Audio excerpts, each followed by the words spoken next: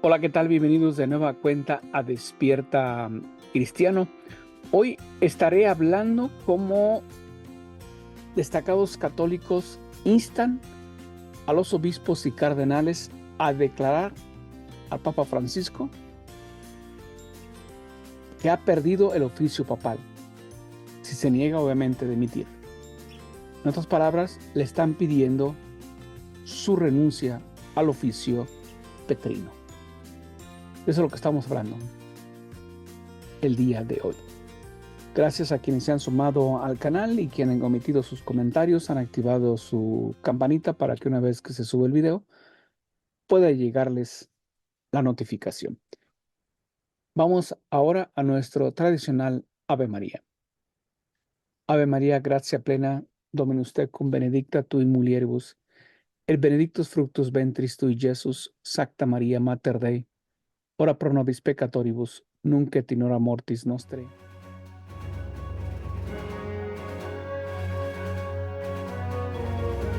Bueno, recientemente todos sabemos las noticias, los acontecimientos, los hechos, las cartas, los textos, los montón de cosas que han ocurrido a lo largo del pontificado del Papa Francisco.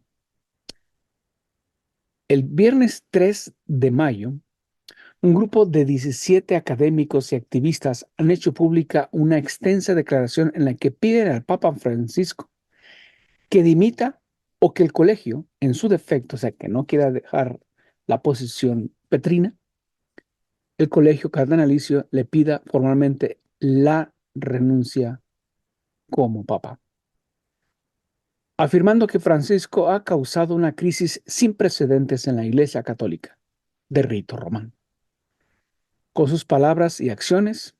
Así que los 17 firmantes atestiguan que el papa ha hecho un gran daño, no solamente a la Iglesia, al mundo entero, desde que asumió la silla de San Pedro en marzo del 2013. En una declaración hecha prácticamente pública, quiero corregir, el 2 de mayo, perdón, dije que el 3 de mayo, no, es el 2 de mayo. Los firmantes dicen que los miembros de la jerarquía de la Iglesia tienen el deber de actuar para evitar que Francisco cause más daño.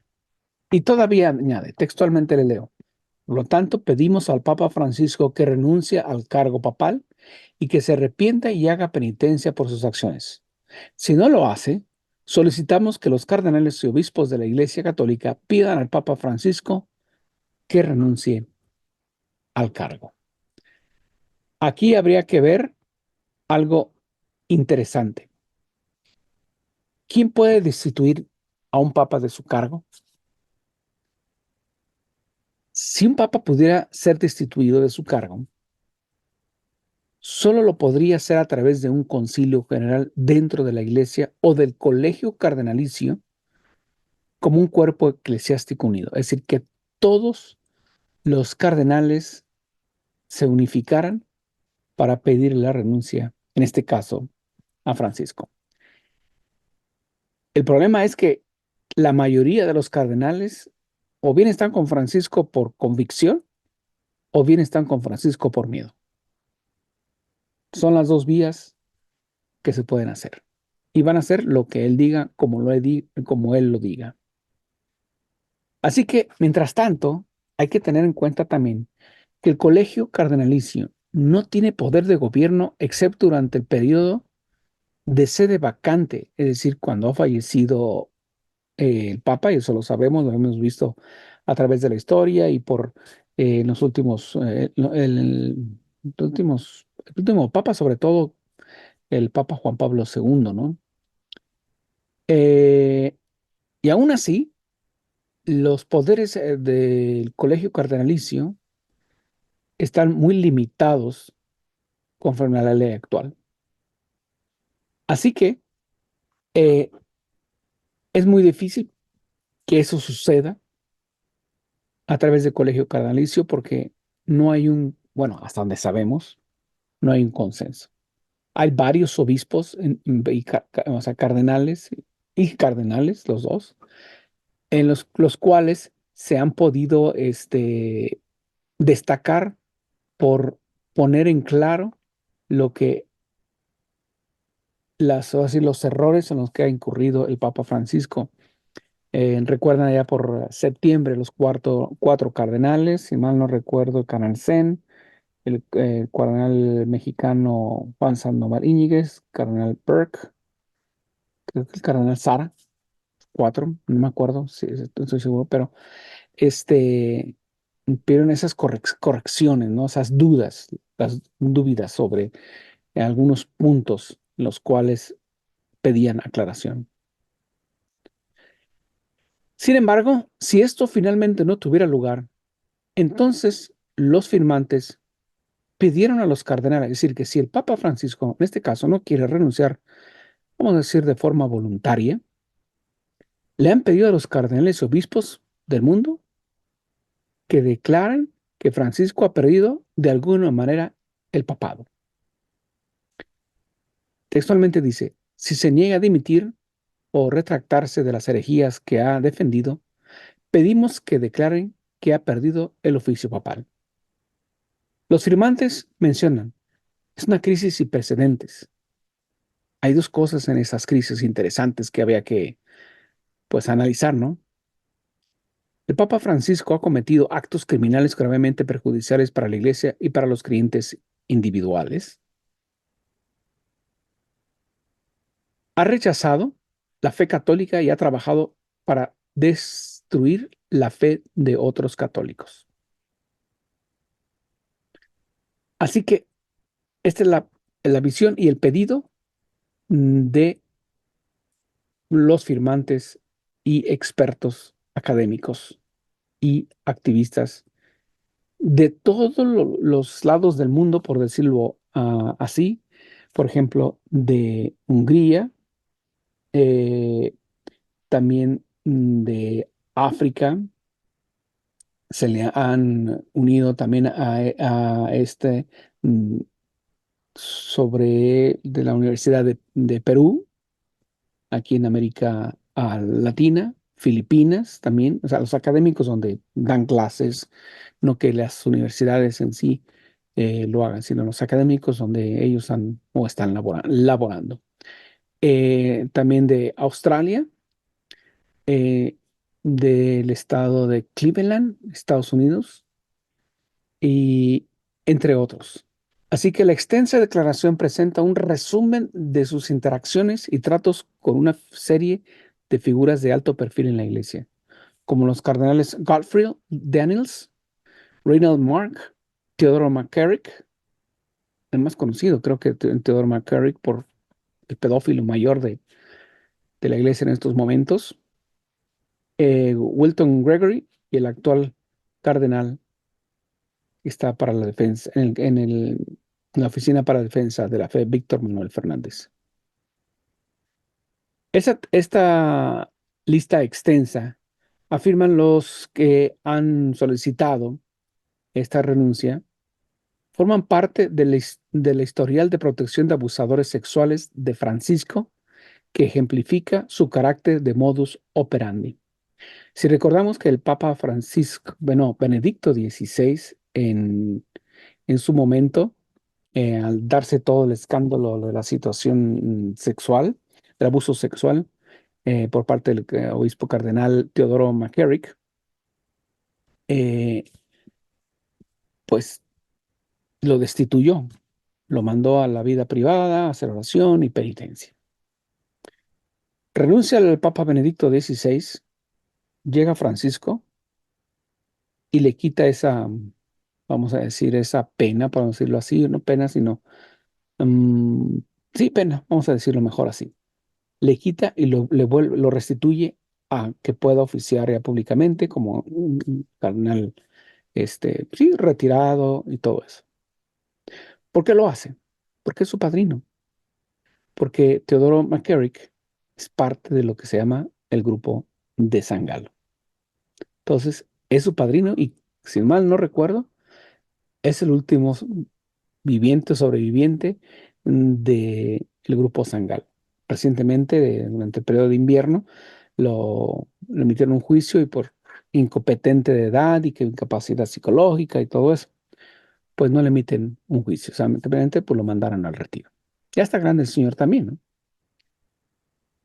Los firmantes acusan a Francisco de cometer delitos distintos de la herejía, atestiguando que las acciones enumeradas son delitos porque violan el derecho canónico, la ley de los estados temporales, la ley natural, la ley positiva divina o alguna combinación de leyes de estos diferentes sistemas legales. También enumera una parte de otras acciones llevadas a cabo por Francisco a través de su pontificado, como su acuerdo secreto con China. Eso del acuerdo secreto no es, bueno, en esta época lo ha realizado Papa Francisco. En su momento también hubo un acuerdo secreto que realizó el Papa Juan XXIII para que entre Rusia y el Vaticano, para que el Vaticano, dado que ya estaban a puertas prácticamente casi abiertas del Concilio Vaticano II, el Concilio y el Vaticano no condenara al comunismo. ¿Quién tuvo la idea de desviar esa, vamos a decir, esa idea de no condenar al comunismo? Pues muchos cardenales, entre ellos Montini, que después se convirtiera en Pablo VI. Fue un secreto, por eso en el Concilio Vaticano segundo nunca se condenó ni documentos previos ni documentos posteriores al comunismo como tal. Esos son los acuerdos secretos que realizó el Papa Juan XXIII entre Rusia y el Vaticano, que se realizaron las firmas en Francia, si mal no recuerdo. Eh, pero hablando y regresando al tema del Papa Francisco, dice que Papa Francisco, a través de su pontificado, como su acuerdo secreto con China, su restricción de la misa tradicional o la misa en latín, y sí, ferozmente la ha atacado como por todos lados, pero no se va a acabar, no se va a acabar, estoy seguro. Se va a limitar, o como lo ha limitado, pero no va a suceder más, porque hay grupos tradicionales, como ejemplo, la organización de la Fraternidad de San Pío X, la Fraternidad de San Pedro, entre otros, que ellos van a continuar con ello. La ventaja de la Fraternidad de San Pío X es que ellos tienen sus propios obispos. Ellos pueden ordenar más obispos y también sacerdotes como tal, como lo han hecho, venido haciendo. El problema de la Fraternidad de San Pedro es que ellos dependen del ordinario, es decir, del obispo de la diócesis donde residen. Así que si se encapricha el obispo local y no les quiere ordenar sacerdotes, pues hasta ahí llega, hasta que fallezca el último de ellos, ¿no? Entonces, esa es la desventaja que tiene la Sociedad de San Pedro. Sin embargo, los firmantes no echaron toda la culpa a Francisco, se reconoce, ¿no? Afirmando que es producto de una crisis más amplia en la iglesia. Sí, el Papa Francisco es el que le pone o viene a ponerle la cereza al pastel. Haciendo un esbozo histórico del desarrollo del modernismo, los firmantes escribieron que durante el complejo acontecimiento del Concilio Vaticano II, los neomodernistas alcanzaron una influencia considerable. Y para ello quiero invitarlos para que ustedes lean, se documenten a través de, pues, de diferentes documentos, libros, etcétera, etcétera. Uno de ellos es el escrito por Roberto de Mattei, que es este, El Concilio Vaticano II, una historia nunca escrita. Ahí está todo el trasfondo del Concilio Vaticano II en todas las áreas que la Iglesia está presente, desde la liturgia, la política, las diferentes sesiones, cómo se organizaron, etcétera, etcétera. Entonces, les recomiendo que adquieran este libro muy bueno del señor Roberto de Mattei, Concilio Vaticano II, una historia nunca escrita. Nunca lo van a escuchar de un lado o de otro. Ando buscando por aquí, tengo otro libro, pero No lo tengo aquí a la mano. Así que eh, documéntese para que estudie, vea el por qué, ¿no?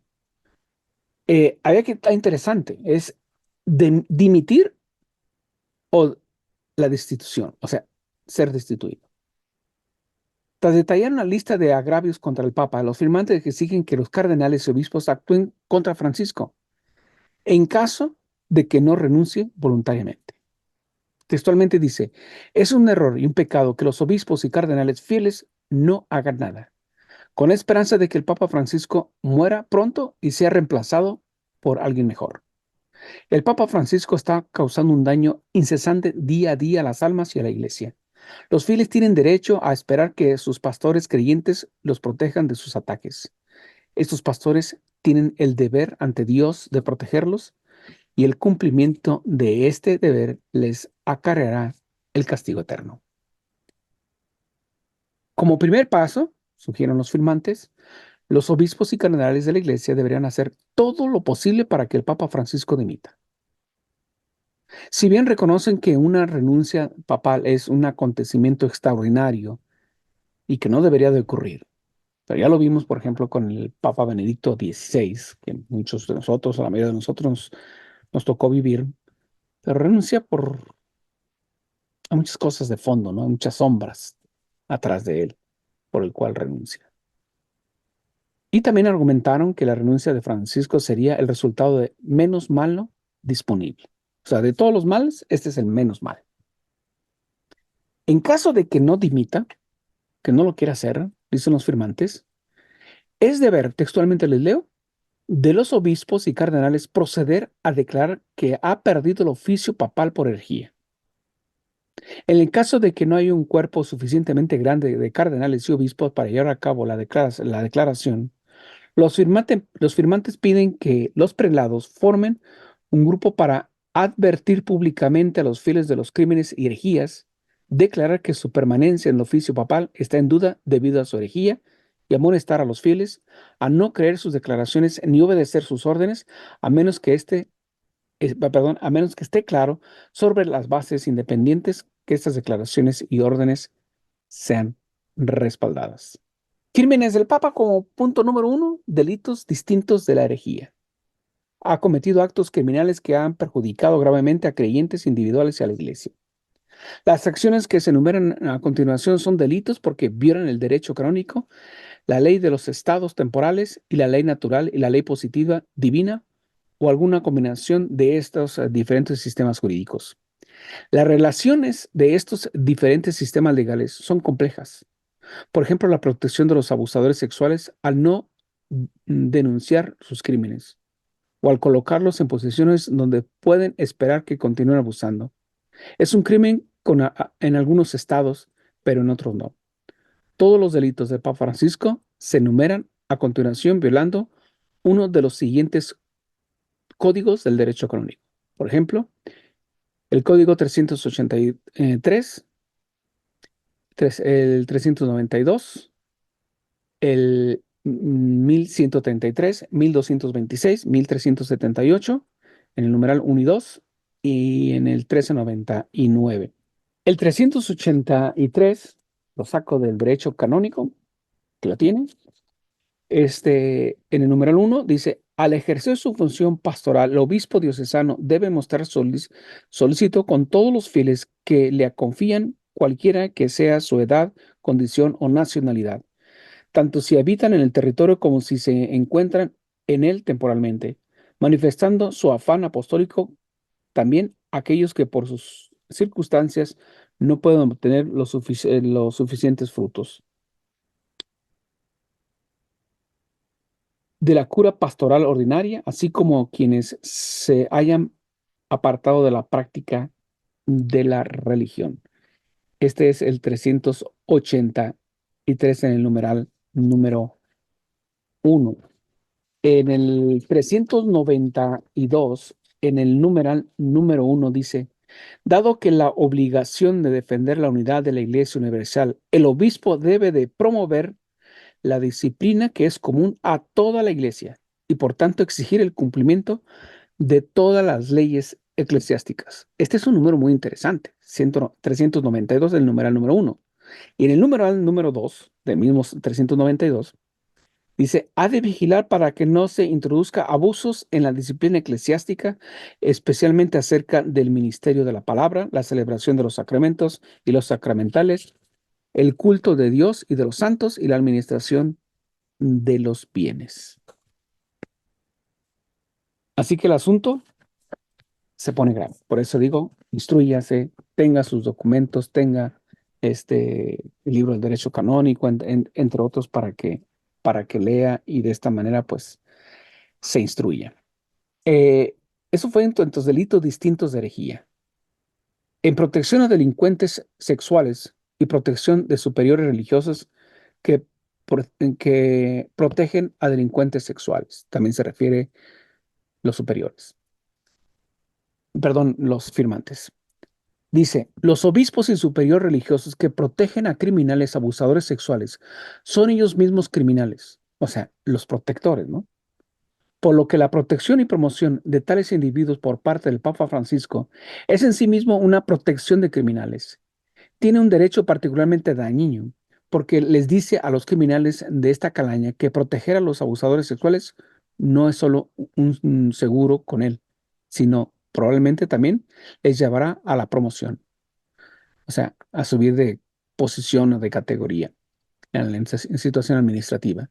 La promoción de estos criminales, perdón, por parte del Papa Francisco ha sido tan amplia y se ha prolongado durante tanto tiempo, tanto antes como después de su elección al papado, que solo puede considerarse una disposición permanente y una política habitual. Ha nombrado a un gran número de estas personas para el colegio cardenalicio, dándoles así una influencia significativa en la elección del próximo papa y los ha instalado en las alturas del poder eclesiástico en la curia romana y la Iglesia Católica estadounidense. La forma en que el Papa Francisco ha protegido a estos criminales agrava su delito, ha mentido arrepentida y descaradamente sobre sus acciones y ha calumniado a las víctimas de estos delitos.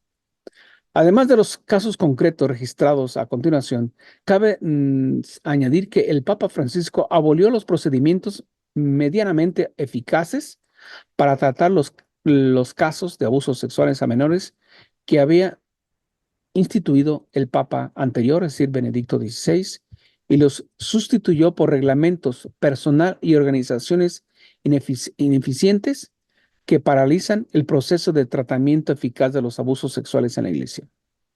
Francisco acompañó este sabotaje de la justicia con frecuentes declaraciones públicas sobre la importancia suprema de poner fin a los abusos sexuales. El Papa Francisco tiene un historial de protección a abusadores sexuales desde antes de ser Papa, cuando era el arzobispo de Buenos Aires entre 1998 y el 2013, y presidente de la Conferencia Episcopal Argentina entre el 2005 y el 2011.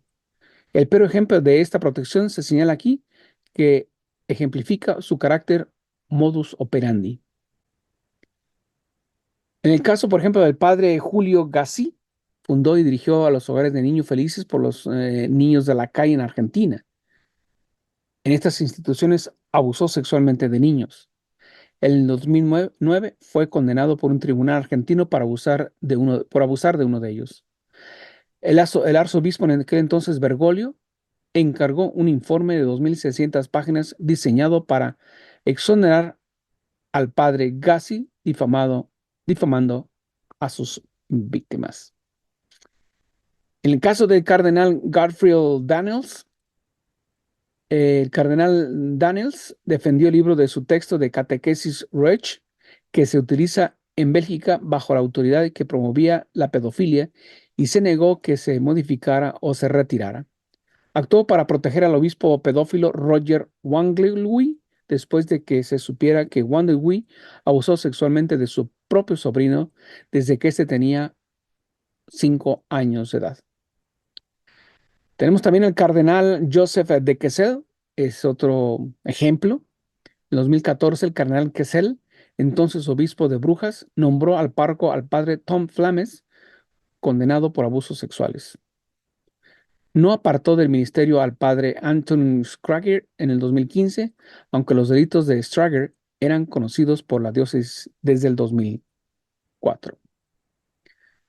Y así tenemos una larga lista de personas que él protegió.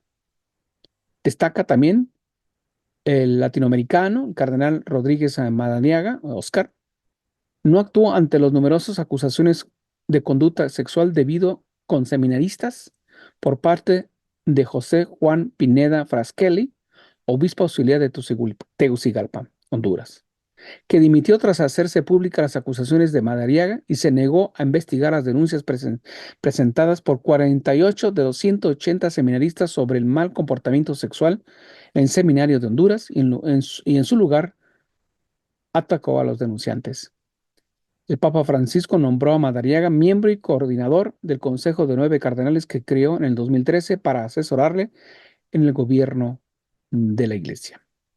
Y el pedófilo mayor, el Teodoro McCormick, cardenal, se dedicó durante décadas a preparar y presionar a seminaristas para que mantuvieran relaciones sexuales con él. El Papa Francisco fue informado personalmente de este comportamiento en el 2013 y se le dijo que el Papa Benedicto le había impuesto restricciones, mientras que McCarrick había realizado frecuentes viajes a Argentina para visitar a seminaristas cuando el Papa Francisco aún era arzobispo de Buenos Aires. El Papa Francisco liberó a McCarrick de las restricciones de sus actividades que le habían impuesto, que le había impuesto el Papa Benedicto XVI, como consecuencia de las denuncias de los delitos, y lo utilizó para muchas tareas importantes, incluidos viajes como representante de la Santa Sede a Israel, Armenia, China, Irán y Cuba. Acompañó al Papa Francisco en sus viajes a Israel y Cuba. No fue apartado del ministerio hasta 2018, después de que su depredación de seminaristas fuera ampliamente difundida en los medios de comunicación. Así que esta es una amplia lista que se ha generado. Estos académicos piden directamente al Papa Francisco dimite. Y en caso de que no, pues que los obispos y cardenales se unifiquen para esta causa. ¿Usted qué opina, hermano cristiano católico? ¿Qué opina de todo esto? Muchas gracias por su atención. Nos vemos a la próxima.